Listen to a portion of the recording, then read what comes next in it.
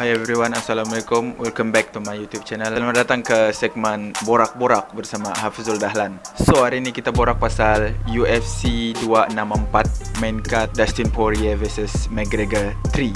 So, video kali ni khas untuk peminat-peminat MMA, peminat-peminat UFC. Sebab semua orang pun tertunggu-tunggu ini match, ini trilogy. Sebab, you know, McGregor, the PPV King. Ini adalah PPV paling besar tahun ni. Poirier dengan McGregor ni sudah 2 kali berlawan. 10 Julai ni adalah dorang punya perlawanan ketiga ataupun rubber set sebab dorang punya mata sekarang satu sama. Poirier vs McGregor 1 tahun 2014, McGregor menang. Yang kedua Januari 2021, Dustin Poirier menang. So yang ketiga ni dorang punya rubber set lah untuk menentukan who's the real king. So kalau siapa menang 2-1 lah dia lah punya ni match. Okay, kita sembang-sembang dulu pasal Poirier dengan McGregor ni. Masa 2014, Conor vs Poirier 1, Dustin Poirier menang TKO, tactical knockout. Round pertama, Dustin Poirier kena KO. Selepas 7 tahun, rematch Dustin Poirier vs McGregor 2. Poirier pula pergi TKO McGregor. Round kedua, kena TKO. Ini ialah first McGregor kena TKO. Sebelum ni kalah pun sebab submission dan juga decision lah. Tapi knockout tak pernah. So ini adalah kali pertama ia kena knockout ataupun TKO dari Dustin Poirier. So itulah sebab dia puas hati ni. Jadi diorang pun setuju untuk ke trilogy fight. Sepatutnya Dustin Poirier boleh dapat title shot dengan Justin Gaethje sebab diorang rank 1 dengan 2 dalam lightweight division. Tapi sebab Dustin Poirier pilih untuk trilogy dengan McGregor, so terlepas dia punya title shot. So yang ganti Charles Oliveira lah dengan Michael Chandler. Tapi Michael Chandler kalah. Dia first masuk UFC, menang, dapat title shot terus, tapi kalah dengan Charles Oliveira, kena TKO je round 2. Tapi dapat sebab mau memuaskan hati si McGregor kan. So Dustin Poirier pun on. Lagipun ini memang masuk gila. Baru-baru ni pun yang dorang lawan McGregor vs Poirier 2 ni, Poirier dapat 1.7 juta bayaran dari UFC. McGregor jangan cerita lah, dia dapat 5 juta. Biarpun yang kalah dia dapat 5 juta. Si Poirier dapat 1.7 juta dengan lawan McGregor je. So dia rasa macam dapatlah, lawan je dulu trilogy ni dengan Conor. Kalau dia menang, lepas ni dia title shot juga dengan si Charles Oliveira kalau dia menang lah. So mungkin dia sudah ada plan. Mungkin dia lepas dia lawan Conor ni dia menang, sudahlah dapat duit juta-juta. Lepas tu dapat title shot lagi lepas ni lawan Charles Oliveira. So mungkin itu dia punya plan yang sudah dia rancang. Seterusnya kita cerita lagi pasal McGregor dengan Poirier ni, diorang punya rekod apa semua. Untuk Conor McGregor, dia punya MMA rekod ialah 22-5, iaitu 22 menang, 5 kalah. Dustin Poirier pula 27 menang dan 6 kalah. Untuk ranking, McGregor tiada dalam ranking. Bulan lepas dia masih ada dalam ranking nombor 15 dalam pound for pound lelaki. Tapi selepas banyak perlawanan kan, lelaki naik semua, jadi dia pun terkeluar dari pound for pound.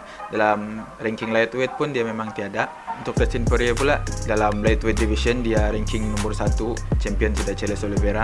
Untuk pound for pound lelaki dia nombor 6 dengan di atasnya ada Francis Ngannou, Israel Adesanya, Kamaru Usman, Jon Jones. So dia nombor 6. Conor McGregor merupakan former featherweight champion dan lightweight champion. Dustin Poirier pula bekas interim lightweight champion. Masa perlawanan pertama tu dorang di featherweight division masih. Masa tu dorang masih 145 pound lagi. Sekarang ni dorang lawan di lightweight sebab dorang sekarang ni di lightweight division, dorang Dustin Poirier. Hari tu di Twitter si Dustin Poirier ada bawa McGregor naik pergi welterweight untuk berlawan untuk ketiga ni sebab dorang cakap 3 different fight in 3 different weight division. Tapi McGregor dah mahu, dorang still dekat lightweight. Okay, seterusnya kunci kemenangan bagi perlawanan ni. Kunci kemenangan bagi McGregor dan Dustin Poirier bagi akulah. Kalau untuk McGregor, dia punya kunci kemenangan ialah knockout lah. Sebab dia ada knockout power dan dia punya left hook. Dia punya left hook tu memang berbisa. Paling nampak dia punya left hook ni masa dia KO Jose Aldo untuk featherweight champion. Left hook 13 saat dia KO Jose Aldo. So memang bisa dia punya left hook. Yang kedua, dia mesti KO Dustin Poirier awal-awal. Dalam round 1 ataupun round 2 dia mesti dapat KO Dustin Poirier. Sebab apa? Okay, sekarang kita cerita kelemahan dorang. Kelemahan si McGregor pula. Kelemahannya ialah dia punya cardio. Dia punya cardio ni memang low. So kalau dia dah dapat KO awal, kalau Dustin Poirier pergi grapple, pergi takedown dia, susah dia mau lawan. Kalau dia KO awal, Dustin Poirier dah boleh buat apa-apa, memang habis di sana lah. Antara kelemahannya lagi ialah dia punya grapple, dia punya wrestling memang bilang Khabib zero. McGregor punya grapple ni, dia punya wrestling Masa McGregor kedua tu dulu, Dustin Poirier ada takedown dia sekali, tapi McGregor dapat lepas lah juga. Tapi itu membuatkan dia cepat penat. Untuk McGregor, dia mesti improve dia punya takedown, dia punya grapple, dia punya wrestling mesti improve lah. Belajar sedikit pun dapat, asal ada lah untuk lawan takedown kalau Dustin Poirier takedown. Tapi confirm Dustin Poirier akan takedown juga, sebab ia tahu itu kelemahan si McGregor. Dan McGregor ni perlu tukar dia punya best stance dalam perlawanan, sebab perlawanan kedua orang tengok dia guna boxing stance, kakinya pun melekat di lantai. Kalau selalu ya lompat-lompat gini di lantai, ini ya boxing. So sebab tu mungkin dia kurang perform lah, sebab dia guna boxing stance tu. So harap dia kembali ke karate stance. Masa dia lawan Jose Aldo, masa dia lawan Eddie Alvarez, masa tu sangat cantik dia punya stance, memang cantik. Kalau ia guna versi McGregor yang dulu tu balik di sini, mungkin dia akan menang gunakan karate stance-nya. Untuk Dustin Poirier, dia punya kunci kemenangan ialah dia non-stop pounding dia punya opponent. Poirier ni sangat kuat, semakin kuat dia kasih kalah Gaethje, Max Holloway, Anthony Pettis, Eddie Alvarez, dan Hooker. Dia ada power dalam pounding orang non-stop. Dia non-stop pounding sampai orang tu penat. Tumbuk je berhabis. So kalau dia guna ni, masa memang dia guna untuk lawan semua orang. Tapi Khabib, dia kalah dengan Khabib, dia punya straight win. Jumpa Khabib kalah, McGregor jangan cerita lah, memang kalah dengan Khabib. Poirier pun kalah dengan Khabib, sebab Khabib punya wrestling is another level. Even Dustin Poirier improve pun, dia masih boleh kalahkan Khabib. And kunci kemenangan selain daripada non-stop pounding tu ialah takedown dengan wrestling dia. Dia improve je benda ni. Dia takedown je McGregor balik-balik, confirm pancit tu McGregor tu. Mungkin dia boleh TKO ataupun dia boleh submission. Itu dari Poirier je. Sebab kalau McGregor sudah penat, kalau TKO pun boleh, submission pun boleh. So itu kunci kemenangan untuk Dustin Poirier. Dan hati-hatilah dengan McGregor punya left hook. Tiba-tiba gini-gini pop, kena KO oleh McGregor. So itu ia kena hati-hatilah. Tapi sekarang ni point banyak kepada Poirier lah berbanding McGregor. Aku punya prediksi untuk Poirier vs McGregor 3 ni, aku akan bagi 2 prediction. Lepas tu final predict untuk ini match. Yang pertama mungkin McGregor menang melalui knockout ataupun decision, sebab sebelum ni dia pernah rematch dengan Diaz dan McGregor menang dengan decision lah. So mungkin kali ni dia menang decision, kalau ia tahan lah, kalau ia mampu bertahan dalam 4 round tu.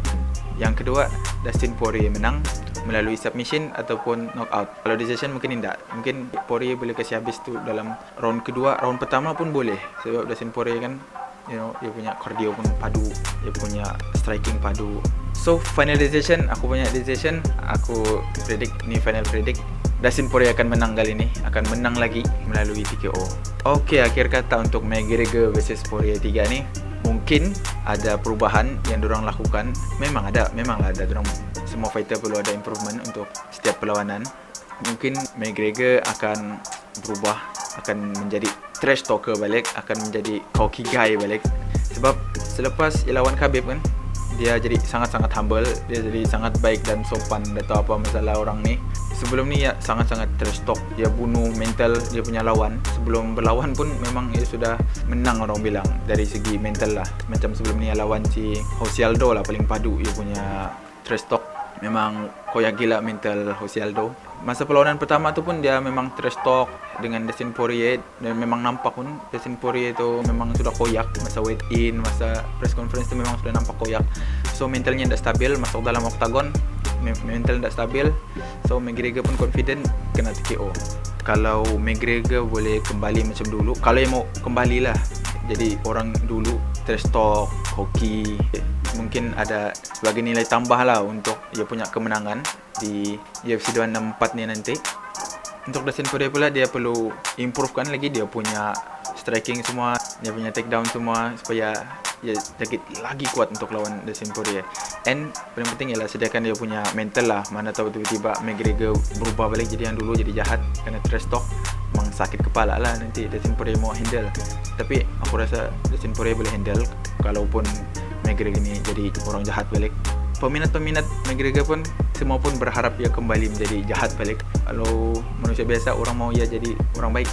Ini tidak, orang mau ia jadi jahat balik. Orang tidak suka tengok ia jadi orang baik ni. Sopan lah, press conference, cakap baik-baik. Masa weigh in pun elok dia perangai, salam-salam. Kalau dulu kalau boleh ditamparnya orang di atas tu. Tapi sekarang zaman sudah berubah kan, dia pun sudah jadi bapa, jadi anak. So mungkin mungkin itulah sebabnya jadi baik.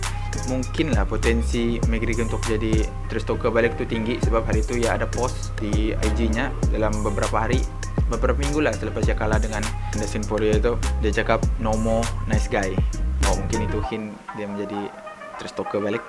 Dan hari itu diorang ada macam sedikit konflik lah di Twitter sebab duit Poirier yang puas hati sebab ia punya donation dari McGregor tu belum masuk. Tapi McGregor cakap relax lah nya, itu cuma donationnya, bukan hutang. So relax lah nya. Lagipun McGregor cakap duit tu banyak, $500,000. So anda boleh buat main. Dia mau tahu dulu duit tu pergi mana nanti, so baru dia pergi sumbang. So ada beberapa lagi lah macam dia punya macam konflik sikit di sosial media. So kita harap benda tu boleh bad blood lah untuk diorang punya match ketiga ni. Kita sama-sama nantikan UFC 264 10 Julai ni, main card Poirier vs McGregor 3.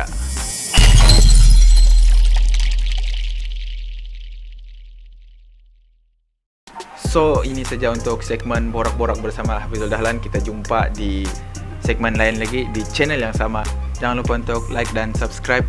Kalau kamu rasa mau share video ni, share je. So jumpa lagi di next video. Ciao.